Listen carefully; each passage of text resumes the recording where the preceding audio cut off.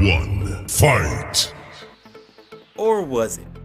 Because honestly, with these two, it's never just a fight. It's a saga, a drama, a full-blown opera of emotions, power-ups, and flashbacks. You know what I'm talking about. Alright!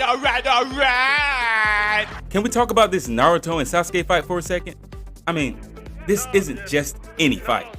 This is the culmination of years, literal years of build-up. The tension, the rivalry, the bromance turn enemy turn romance again dynamic. It's like the anime version of a soap opera, but just way more ninjas and fewer commercial breaks. I mean, these dudes spent like 700 episodes chasing each other, right? 700. That's not just a rivalry, that's a lifestyle. They fought in forests, on mountains, in alternate dimensions, basically everywhere except the Starbucks. And let's be real, if they did, they'd probably destroy that too. That's longer than some marriages. And honestly, probably more dramatic.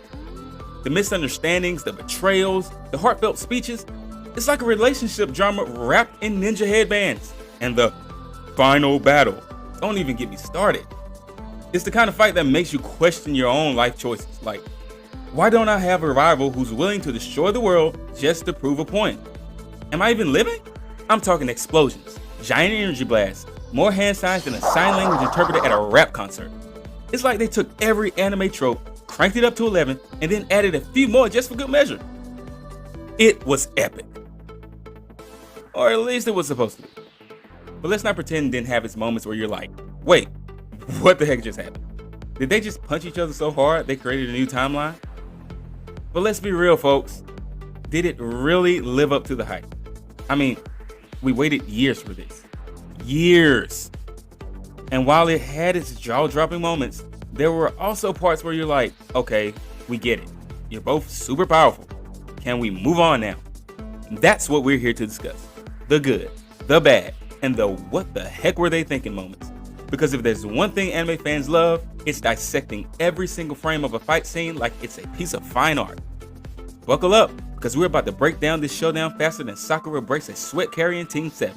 And trust me, there's a lot to unpack here. So grab your ramen, settle in, and let's dive into the chaos that is Naruto versus Sasuke. Naruto and Sasuke, two sides of the same coin. One's a goofy knucklehead who wouldn't know a jutsu from a jar of jelly, the other's a brooding emo kid with a tragic backstory and a haircut to match. But their rivalry, that's the stuff legends are made of. From their first awkward sparring match to their rooftop showdown, these two were destined to clash. And fans ate it up. We're talking fan art, fan fiction, fan theories that will make your head spin faster than Naruto in Sage Mode. The tension was building for years. I mean, they literally had everyone and their grandmother waiting for the final showdown. Oh yeah, by the way, did I mention that we're talking years of build-up, people? Years of watching these two go from rivals to enemies to, well, somewhere in between. The final battle was supposed to be the ultimate showdown, the climax of a story we'd invested countless hours in. We're talking goosebumps, chills down your spine, maybe even a tear or two. Don't judge. We wanted to see Naruto finally knock some sense into Sasuke. We wanted to see them both come out stronger, proving that friendship conquers all, even a bad case of the emo. But what did we get? Well, let's just say the execution left us wanting more. Okay, by now you should have had enough of the love fetish that is Naruto and Sasuke. But let's talk about the fight itself. You know, the part that's supposed to have you gripping the edge of your seat, heart pounding, and eyes glued to the screen. The stakes are high, the tension is palpable. Or at least, that's what you'd expect, right?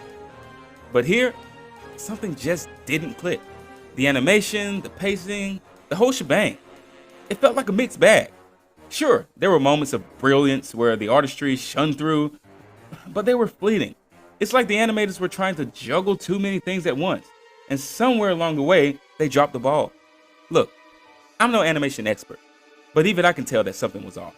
The transitions felt jarring, the movements lacked fluidity, and the overall vibe just didn't match the intensity the scene was aiming for.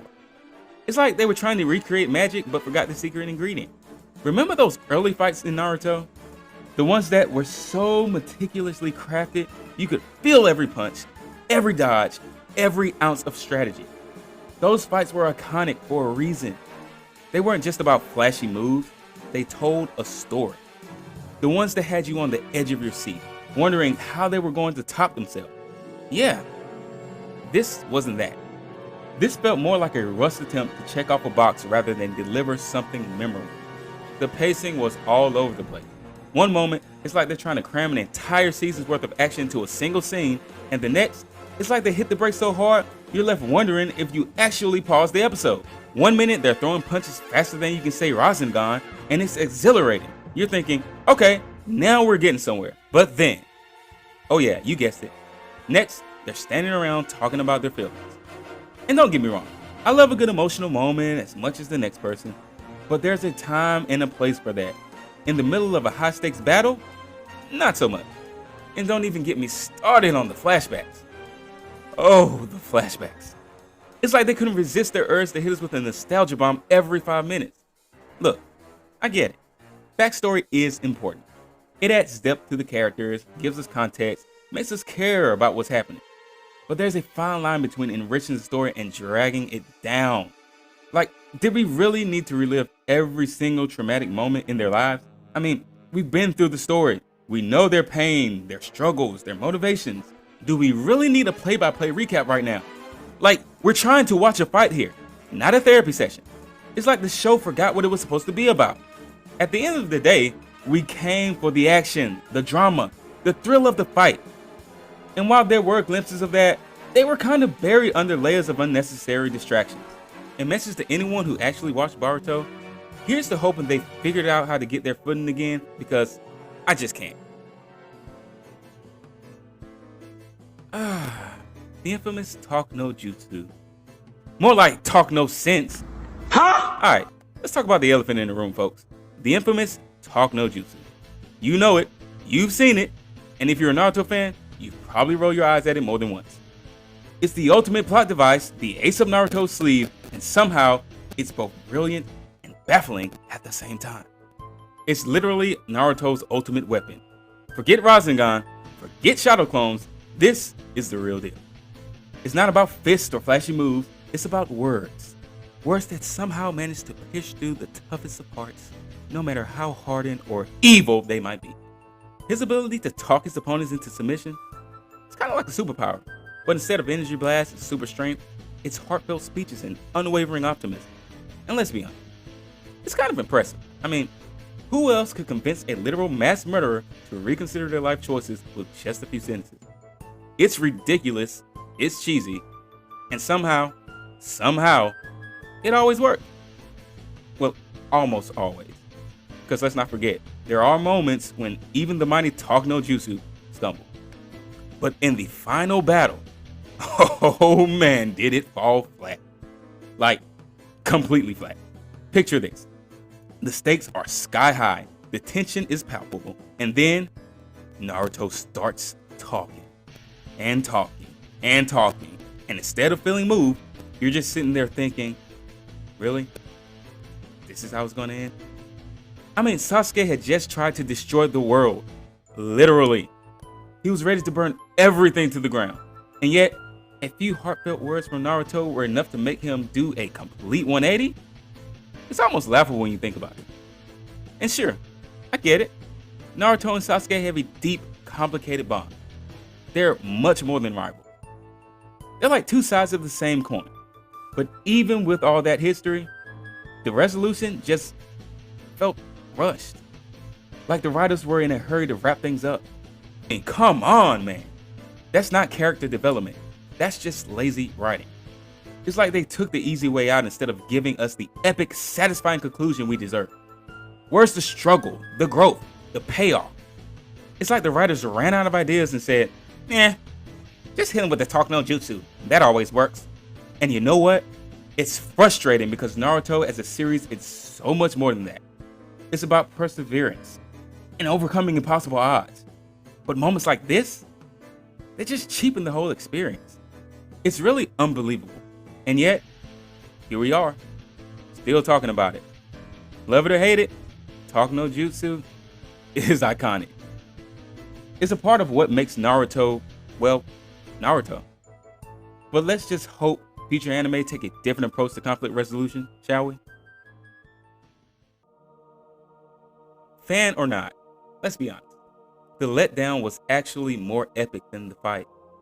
Look, I get it. Not every fight can be a masterpiece.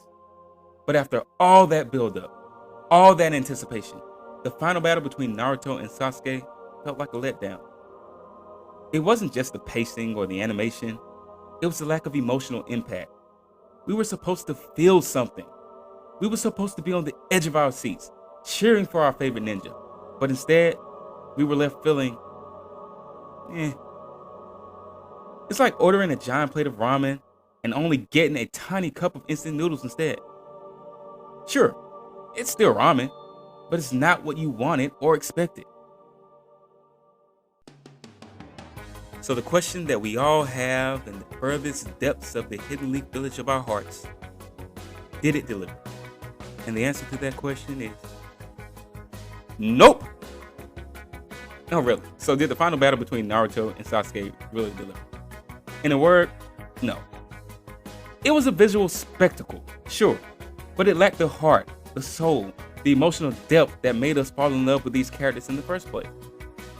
It was a missed opportunity to deliver a truly satisfying conclusion to one of anime's greatest rivalries. And that, my friends, is a bigger tragedy than anything Orochimaru could have cooked up in his creepy hideout.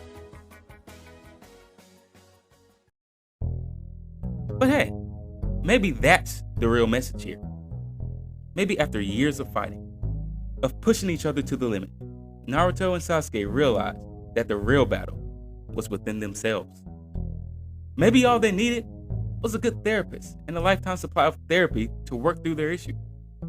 Now that's a spinoff that I watch. So, there you have it, folks. Our take on the Naruto and Sasuke showdown. Now it's your turn. Let us know what you think in the comments below. Did it live up to the hype? Did we miss anything? Was the talk no jutsu as ridiculous as we remember? Don't hold back. Let's get this debate raging hotter than the Mataratsu.